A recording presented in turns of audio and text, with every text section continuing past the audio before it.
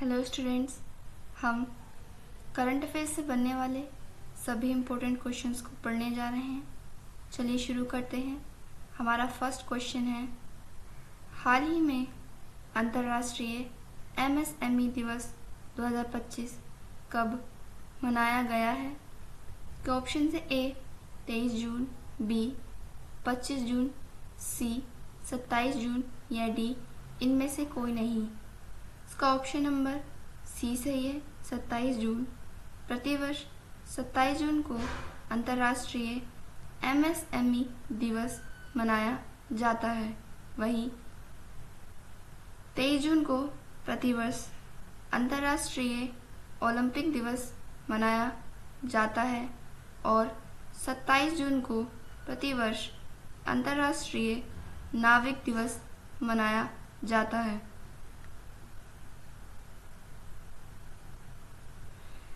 प्रतिवर्ष 27 जून को अंतर्राष्ट्रीय एमएसएमई दिवस मनाया जाता है। 2025 का एमएसएमई का थीम था सतत विकास और नवाचार के चालकों के रूप में एमएसएमई की भूमिका को बढ़ाना। वहीं एमएसएमई की फुल फॉर्म है माइक्रो, स्मॉल, मीडियम एंटरप्राइजेस। प्रतिवर्ष 27 जून को अंतर्राष्ट्रीय एमएसएमई दिवस मनाने का उद्देश्य है कि एमएसएमई के महत्व को उजागर करना और एमएसएमई के महत्व के योगदान को पहचानना। नेक्स्ट क्वेश्चन है, हाल ही में किस देश की महिला में नए रक्त समूह की खोज की गई है? इसके ऑप्शन है A Japan, B France, C Germany या डी यूक्रेन। इसका ऑप्शन नंबर बी सही है, फ्रांस। हाल ही में फ्रांस की रहने वाली एक महिला के रक्त में नए रक्त समूह की खोज की गई है। वहीं हमारा ओ नेगेटिव रक्त समूह एक ऐसा रक्त समूह होता है जो कि सभी ब्लड ग्रुप्स को दान किया जा सकता है, इसलिए ओ नेगेटिव ब्लड ग्रुप को सार्वभौमिक दाता भी कहा जाता है। फ्रांस की एक रक्त एजेंसी जिसका नाम एटेब्लिसमेंट फ्रैंकाइज डू सांग है, यह एक फ्रांसीसी रक्त एजेंसी है। इसने हाल ही में एक महिला के अंदर एक पूर्णतः नए समूह प्रणाली या ब्लड ग्रुप की खोज की है। किसी भी ब्लड ग्रुप को अंतर्राष्ट्रीय स्तर पर जो पहचान देता है वह international society of blood transfusion से मिलता है और फ्रांस द्वारा खोजे गए इस नए ब्लड ग्रुप को भी अंतर्राष्ट्रीय स्तर पर international society of blood transfusion ने मान्यता दे दी है। फ्रांस की राजधानी पेरिस है। फ्रांस की मुद्रा यूरो है। वो वर्तमान में फ्रांस के राष्ट्रपति इमैनुअल मैक्रोन हैं। नेक्स्ट क्वेश्चन है, हाल ही में प्रोजेक्ट एलिफेंट की 21वीं स्टीयरिंग कमेटी मीटिंग कहाँ पर आयोजित की गई है?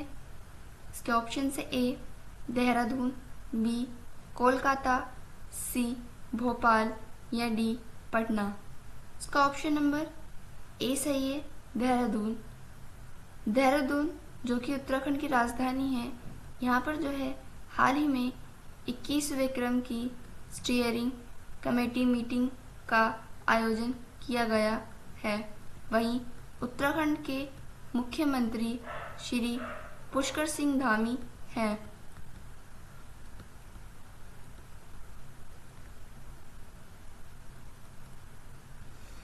देहरादून स्थित इंदिरा गांधी राष्ट्रीय वन अकादमी में हाल ही में जो है 21वें क्रम की एलिफेंट बैठक का आयोजन किया गया है। वह इस बैठक की अध्यक्षता जो है वन एवं जलवायु परिवर्तन मंत्री भूपेंद्र यादव जी ने की है। वहीं देहरादून में आयोजित इस बैठक को कराने का उद्देश्य है कि हाथियों के संरक्षण, उनके प्राकृतिक आवास और मानवीय संघर्ष को कम करने के उपायों पर ध्यान केंद्रित किया गया है। नेक्स्ट क्वेश्चन है, हाल ही में किसने अपनी आत्मकथा the one cricket my life and more लिखी है? इसका ऑप्शन है ए रोहित शर्मा, बी विराट कोहली, सी MS धोनी या डी शिखर धवन। इसका ऑप्शन नंबर डी सही है, शिखर धवन। हाल ही में शिखर धवन ने अपनी एक आत्मकथा लिखी है जिसका नाम the one cricket my life and more है। वहीं रोहित शर्मा की आत्मकथा का नाम द राइज हिटमैन है, the rise of the hitman the Rohit Sharma story. वहीं MS धोनी की आत्मकथा का नाम MS Dhoni the untold story है। शिखर धवन ने हाल ही में अपनी आत्मकथा लिखी है जिसका नाम the one cricket my life and more है। इस आत्मकथा ने, हम सभी जानते हैं कि शिखर धवन जो है यह भारतीय राष्ट्रीय क्रिकेट टीम के बल्लेबाज रह चुके हैं। यह भारतीय राष्ट्रीय क्रिकेट टीम के पूर्व बल्लेबाज ने, शिखर धवन ने अपनी आत्मकथा में अपने संबंधों से लेकर मित्रता तक अपने आसपास के सभी विवादों के बारे में बताया। यानी कि शिखर धवन के उनके जीवन में जितने भी विवाद हुए हैं या जितनी भी घटनाएं हुई हैं उन सभी घटनाओं को जो है शिखर धवन ने अपनी आत्मकथा में चिन्हित किया है। अब वह घटना चाहे मैदान के बाहर हो या मैदान पर, उन्होंने सारी ही विवादों को अपनी आत्मकथा में उल्लेखित किया। नेक्स्ट क्वेश्चन है, हाल ही में किसे देश का सबसे वैल्यूएबल ब्रांड घोषित किया गया है? इसका ऑप्शन है A Tata group, B Adani group, C Reliance group या डी इनमें से कोई नहीं। इसका ऑप्शन नंबर ए सही है, टाटा ग्रुप। हाल ही में टाटा ग्रुप को जो है भारत देश का सबसे वैल्यूएबल ब्रांड घोषित किया गया है। टाटा ग्रुप की स्थापना 1868 में की गई थी व वर्तमान में टाटा ग्रुप के अध्यक्ष N चंद्रशेखरन हैं।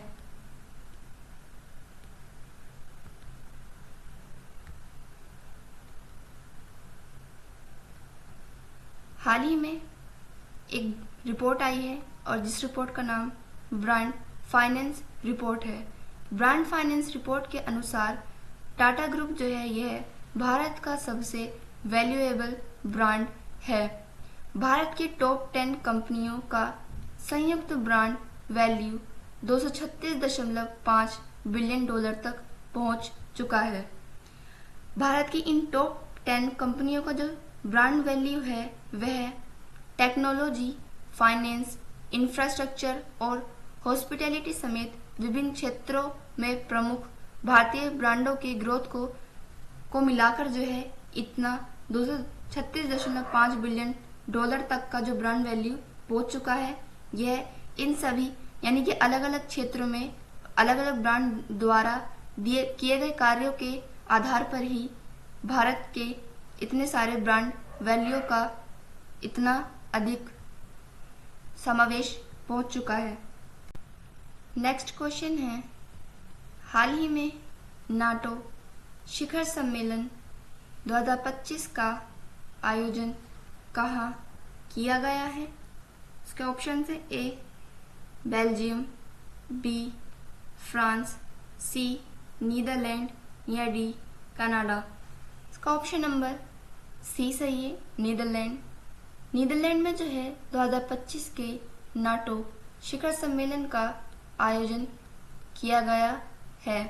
वहीं नाटो की स्थापना जो है यह 1949 में हुई थी और 1949 से लेकर अब तक जो है नीदरलैंड में पहली बार नाटो का शिखर सम्मेलन आयोजित किया गया।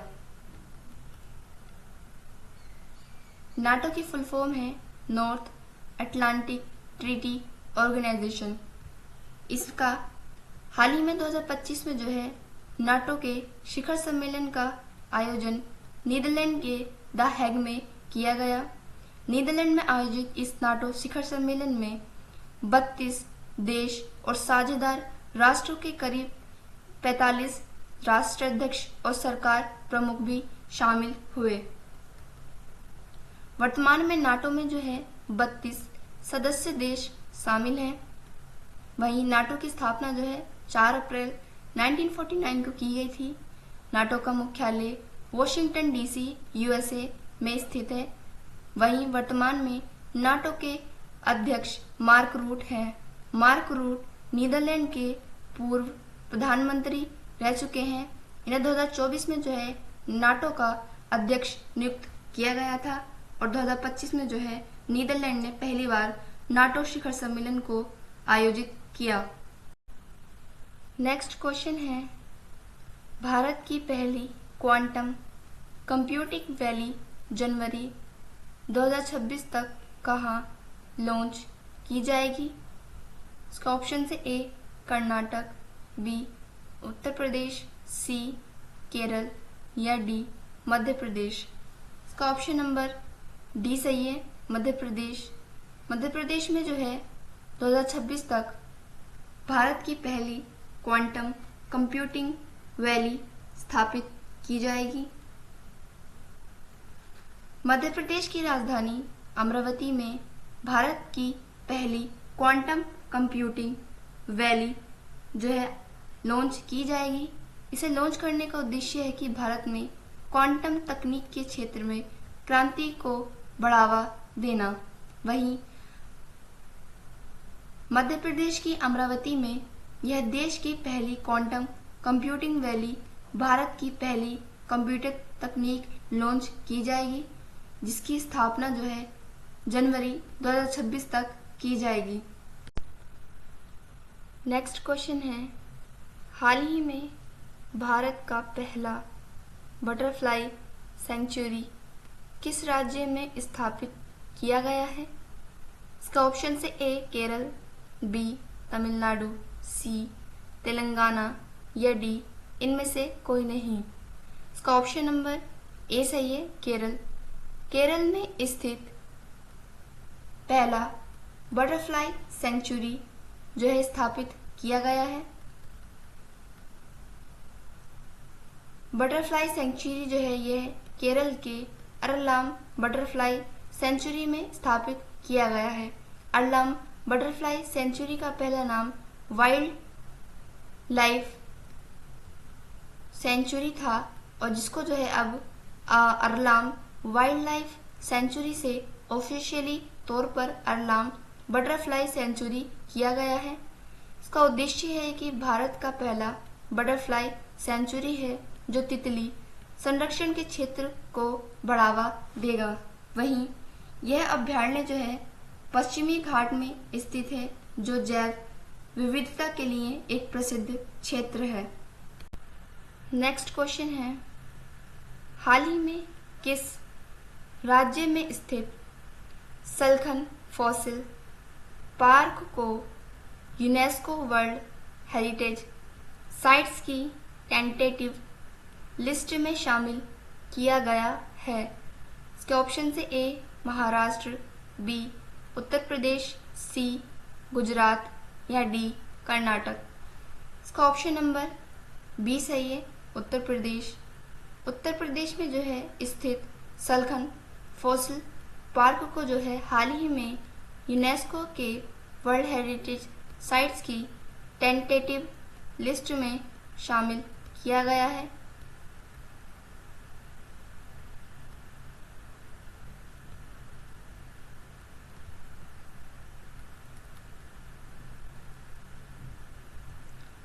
उत्तर प्रदेश के सोनभद्र जिले में सलखन फॉसिल पार्क स्थित है। इस पार्क की विशेषता है कि इस पार्क में 1.4 अरब साल पुराने स्ट्रेमेटोलाइट्स के लिए जाना जाता है, जो कि पृथ्वी पर दुनिया के सबसे पुराने निशान हैं। यही इस पार्क की विशेषता है और इसी विशेषता के कारण जो है सलखन फॉसिल पार्क को यूनेस्को वर्ल्ड हेरिटेज साइट्स की टेंटेटिव लिस्ट में शामिल किया गया है। वर्तमान में यूनेस्को में भारत की कुल 43 स्थल शामिल हैं, जिसमें 35 सांस्कृतिक स्थल हैं, 7 प्राकृतिक स्थल हैं और 1 मिश्रित स्थल है। लास्ट क्वेश्चन है, हाल ही में बांग्लादेश ने किस दिन को नया बांग्लादेश दिवस घोषित किया है?